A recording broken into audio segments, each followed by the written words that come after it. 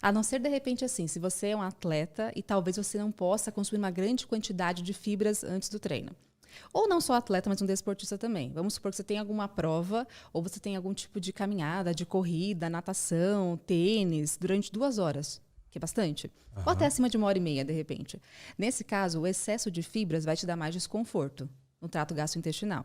O excesso de carboidratos vai te dar mais desconforto também. Então, é muito comum, para quem realmente foca em provas, de endurance especialmente, é importante planejar a proteína, o carboidrato, o lipídio, mas também não só isso. A fibra pré-treino é um ponto importante. Se for demais, vai dar desconforto. Carboidrato, é importante o carboidrato. Mas em excesso, especialmente pré-treino, pode dar muito desconforto. Então, é muito comum um paciente que está numa prova, seja atleta ou desportista, prova de corrida de rua, que é muito comum, né? Aham. Hoje em dia. E aí a gente faz um ajuste da alimentação. Só que se tiver muito carboidrato, antes desse treino especialmente, é muito fácil o paciente ter cólica, flatulência, diarreia, até vômito entre a prova, o que atrapalha totalmente, né, esse paciente. Então, Aham. nesses casos, realmente, você planejar essa quantidade e essa qualidade e a redução de fibras é um ponto importante.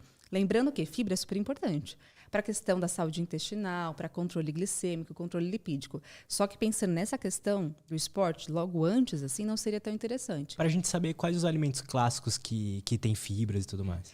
Então, por exemplo, a gente pode pensar em alimentos integrais, grãos integrais. Se você pensar assim, o quanto é interessante, né? Numa chia, numa linhaça, que você pode colocar em vários alimentos, um pão integral, por exemplo, até mesmo assim, frutas que têm mais fibra, uma manga, por exemplo, tem mais fibras. Então, esses alimentos, eles são mais ricos. Aveia, por exemplo, né? Aham. Então, farelo de aveia, eles têm bastante fibras na composição. Então, eles não seriam tão interessantes em excesso antes de um treino. A própria laranja, quando você pega a laranja, tem aquele bagaço, né? Que Aham. sobra, é fibra pura ali. Então, Interessante. o suco não teria tanta fibra, mas a laranja, de fato, teria um pouco mais. Bem mais, na verdade, né? Então, nesse caso, esses alimentos em excesso não seria tão interessante.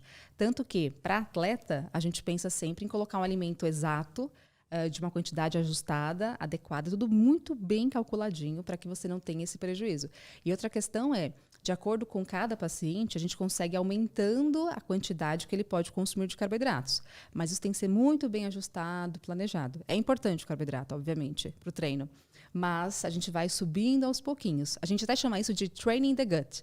Você treina o intestino do paciente para absorver mais carboidratos. Então, quanto mais você aumenta o seu rendimento, quanto mais você está... Você começou agora, você não faz nada. Você vai começar a correr. Se eu te der 30 gramas de carboidrato, você vai talvez conseguir tolerar. Só que, ao longo do seu treino, eu vou aumentando um pouquinho mais o carboidrato. 30, 40, 50 e vou subindo. De acordo com a sua intensidade do exercício, de acordo com a duração do exercício. Para que assim você consiga cada vez mais absorver mais carboidratos e, consequentemente, ter mais desempenho esportivo também. Só que isso eu não posso te dar do dia para a noite. Eu tenho que subir aos pouquinhos. Especialmente se você é uma pessoa que, de repente, tem uma dieta com baixo carboidrato. Você fez a vida inteira, ou durante algum tempo, aí, dieta cetogênica, dieta low carb. Se eu te der mais carboidrato, você passa mal. E aí você pensa o seguinte, puxa, tá vendo? Carboidrato é do mal mesmo. Passei mal. Porque o seu intestino, ele já está adaptado para absorver menos carboidrato. Porque você come pouco, então seu corpo pensa, puxa, para que eu vou ter tanta proteína para pegar esse carboidrato se ele não come tanto carboidrato assim? E aí você vai aos pouquinhos aumentando, você vai aumentando algumas proteínas, chamadas de GLUT5, SGLT, que estão lá no intestino, que elas absorvem, elas pegam mais os carboidratos.